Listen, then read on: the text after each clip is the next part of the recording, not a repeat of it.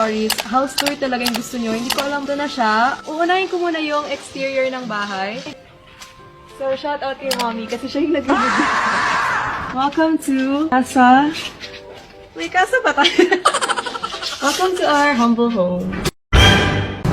Ayan, pagkapasok nyo, ito agad yung makikita nyo.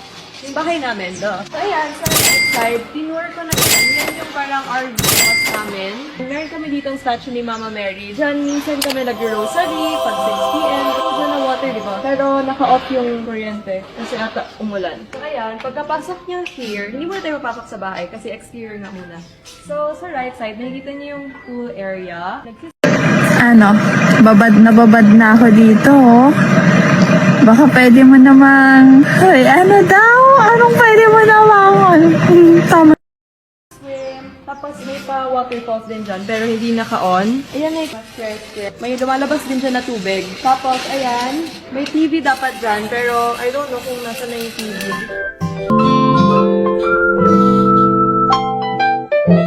So, here naman, may sauna area kami. So, pwedeng after gym, nag-sauna kami para mapawisan. So, less kilograms.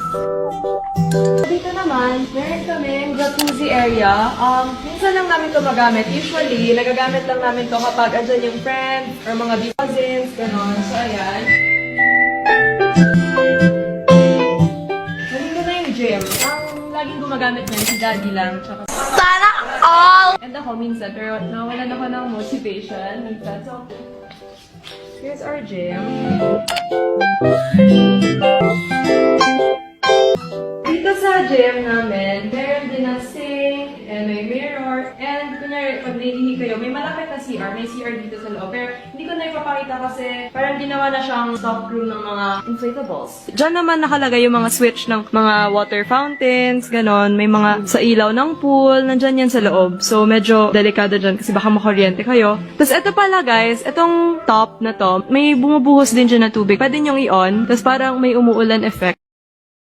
So, dito pala sa may sauna area, may nakikita ko yung mini garden, pero parang nakalbo na siya. So, super init. Ayan, medyo nawala na yung mga leaves. Dito, meron din kaming upuan para sa mga guests. Meron din kaming bar area. Hindi naman namin ito laging nagagamit kasi pag umiinom kami ng relatives, dyan talaga kami sa loob. Pero, ayan, may ginawa lang na bar area para if ever may pool party, pwede dito sa labas. Dito naman, sa left side, nakikita nyo, may foyer.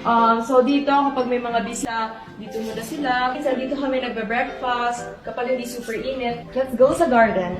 Yung hallway papuntang garden, para na siyang nagsasabi na, let's go to the woods. Kasi hindi siya greens na dito, yung hallway. So, ayan. So, ito kasi guys, na part is office ni Daddy. So, kung may bisita si Daddy, dyan muna sila sa second foyer. So, ito na yung sinasabi kong second gate namin, or third gate. Ito usually pumapasok kasi dito yung cars pumapasok. Dito yung garage namin. So, here's our garage. And padala ng tubig. Thank you. Toyota family. So, ayan. Ito naman yung garden namin. Malaki na yung garden namin kasi before, sa old house namin, wala kaming garden. Eh, yun yung gusto ng parents ko. Like, malaking garden talaga kasi for parties, for... Like, maganda kapag may malaking garden kasi may use mo talaga siya kapag may event. Meron na kayong trampoline kasi nagpabili niyan si Heart para daw tumalon-talon siya. Yung sa likod ng trampoline, ano yan, gazebo. So, every time may event kami dito, kunyari birthday ko, nag-ano kami dito ng mga tables, chairs, yung parang garden party, ganon.